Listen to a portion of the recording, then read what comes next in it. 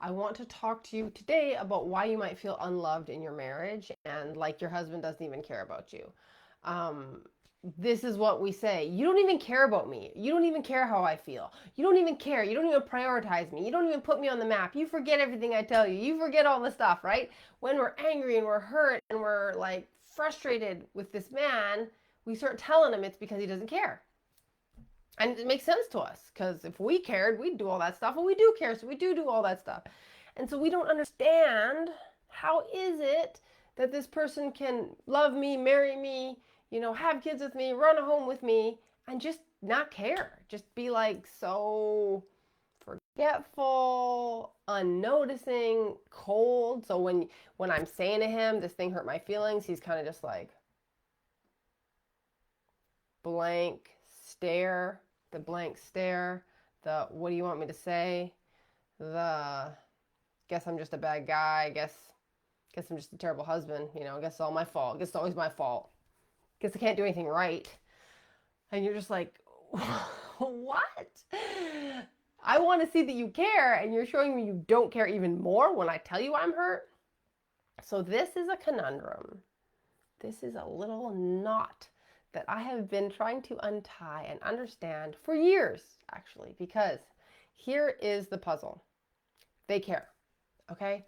9 times out of 10, if a man has married you, he cares about you so much. You're literally the most important person in his life. I've learned this from working with men. I've learned this from my research. I've learned this from my clients. They care. They care so, so, so much, right? And the only thing that matters to them is that their wife is happy and that provided for and that their kids are doing well.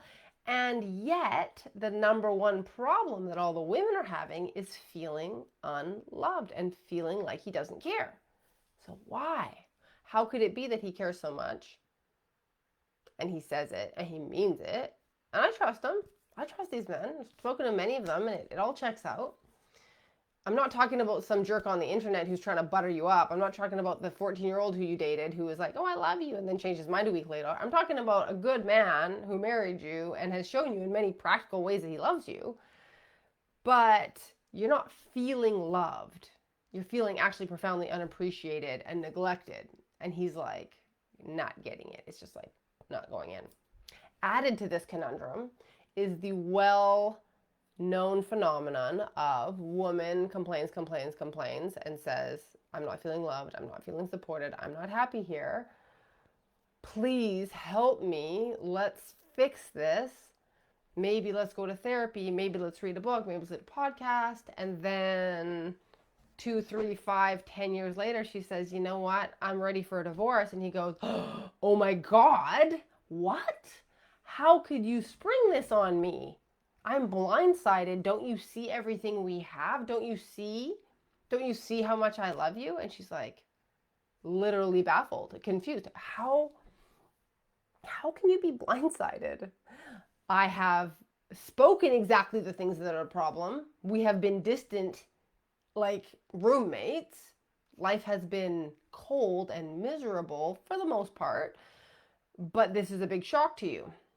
So this is a common pattern, okay? Which again speaks to this disconnect between I care about you, I love you, you are the most important thing in my life, and the woman in this scenario's experience of this being completely opposite intention to experience. I love you, you're important, I feel unloved and unimportant. Why? Okay, why? This is so fascinating to me because this is a new problem. What that means is previous generations, women expected tangible things from a man. This was the role mate relationship, like John Gray calls it. If he provided and protected and he was loyal, good, enough, good man, right? This kind of works. We will stay with him and we will have kids with him and we'll tolerate the stuff we don't like. And men, that worked for them.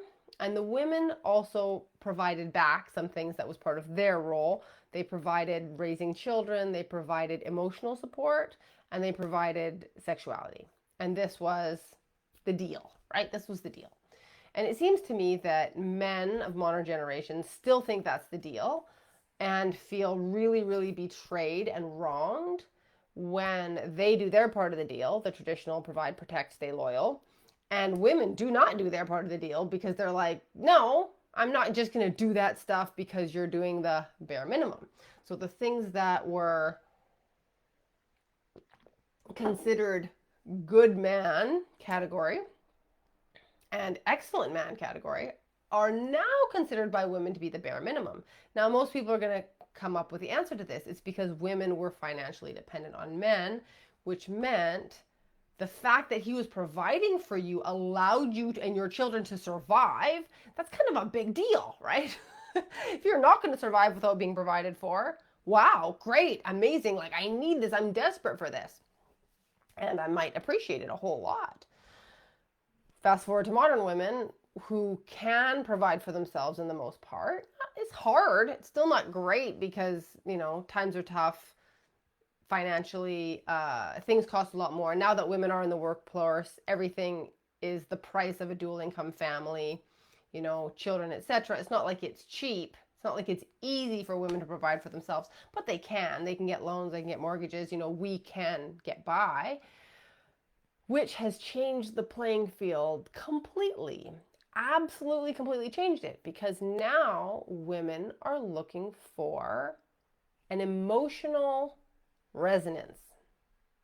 We want to feel something with the man we're with. We want to feel loved. We want to feel desired. We want to feel nurtured. Essentially, we're looking for a type of emotional support from men in a scenario where they are looking for it from us and have no idea how to provide it for the most part.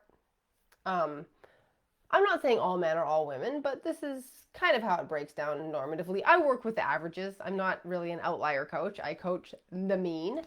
And in the middle of the curve, this is what's happening. And it's actually a real tragedy. It's a real tragedy because these men do love us and they don't know how to make that land with us. They don't have the emotional skills to attune and provide emotional resonance. It's not that they can't be romantic. It's not that they can't be loving. It's not that they can't be kind. And they will when they're feeling that their needs are met, because that happens automatically. That's what I teach my clients essentially. If you meet a man's emotional needs, he's going to come back and be more like he was when you met him, because when you met him, you were instinctually providing his emotional needs. So he is going to be more loving. He's going to be more caring and respectful. He's going to be sweeter. He's going to be more tender. And this is wonderful. And there's a small catch here. There's a small catch in most relationships. And that is that women want to be able to express our pain. We want to be able to say, you hurt my feelings, and receive, I'm sorry I did that. I didn't mean to do that. Let me hear about how that affected you. Some curiosity. What happened? Why is that so important to you? How can I do better next time? It matters to me how you feel. Your feelings matter. Because for a woman, your feelings matter is synonymous with, I care about you. It's not how men think about caring. But your feelings matter is synonymous with, I care about you.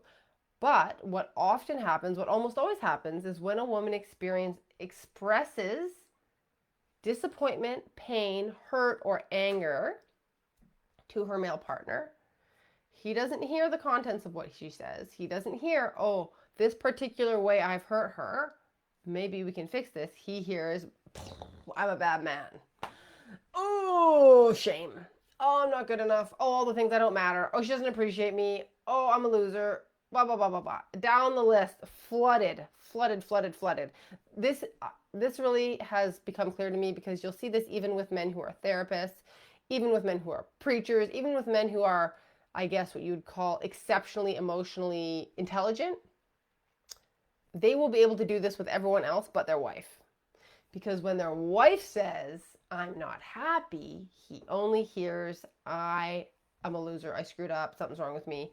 And therefore, instead of attuning to her, instead of becoming curious with her, he is going to shut down. So even if he's not really defensive, even if he's not aggressive, even if he doesn't bite back, she will notice that the lights have gone off and nobody's home, and she will be profoundly alone and unloved. I needed to talk about this because this is something that's finally gelled for me. So what does this mean? Number one, it means we as women would be very much served by understanding this about men and not demanding that they are able to attune to our pain, because most of them can't. I'd love to hear in the comments if you have a man that can attune to your pain or not, or what that looks like for you. Now, pain about other people, that's fine. You know, somebody else hurt my feelings. Great. Yeah, they can attune to that mostly. But you hurt my feelings is a different ball of wax. And the irony, or not the irony, the paradox here is that's exactly the crux of where women want to be loved. In that moment of expressing disappointment and pain, they want to be heard and nurtured and cared for, because that's what signals to us emotional safety. And so women are feeling emotionally unsafe, and men are having no idea, and women are slowly detaching all the way to divorce. So I want you to know this, because it will empower you immeasurably in your life, and it will allow you to see your husband, who really loves you and cares about you, and might be lacking some emotional skills that generations of men never had, and they never were taught by their fathers, and actually kind of go against their wiring in some ways. I'm not saying it's impossible. I know men who can do it. And all the men, all the men, with no exceptions, who can attune to a accusation or a word of disappointment or anger or pain from their wives, have done absolute years of personal work on themselves in somatics, in masculine identity, in dealing with their shame. All of them have done that. And then when a woman comes at them with something, they tap into their skills. They're breathing deep, they're grounding, they're understanding that this is a bid for connection, and they can do it, but it hasn't come naturally. And I think we need to understand that. I think that we're kind of lost if we don't. This is where the truth sets you free, right? Like, you can say it shouldn't be that way, I want it to be another way. But if you can't look at how it just is, you're going to be in trouble, right? You're going to be hurting. You're going to be experiencing false interpretations of your man's behavior, and it's going to sap you of your life force. It's going to hurt you more, because now he doesn't care about you. Now you're not safe. Now what are you going to do? Now you feel screwed. So that's all I got for you today. But I really wanted to share this. If you have any questions, if you want me to extrapolate or expand on some of this, you comment below. I will do so. You're always free to message me. I have a program called Happily Married Woman, which teaches you how to meet a man's needs and your own, right? Because if you only meet his needs, you're going to be resentful, and that's not going to work long term. So you need to meet your own needs as the first step. Put yourself first. Then you learn how to meet his needs. Then we learn how to communicate, and then we turn up the heat, and we get to have spicy romantic sexual relationships, which who wouldn't sign up for that for a lifetime? Like, that's what we came for, in my opinion. So if you want to know about that, I'll drop that link below, and also feel free to reach out to me. I would love to support you with whatever's going on for you right now. Have a wonderful day.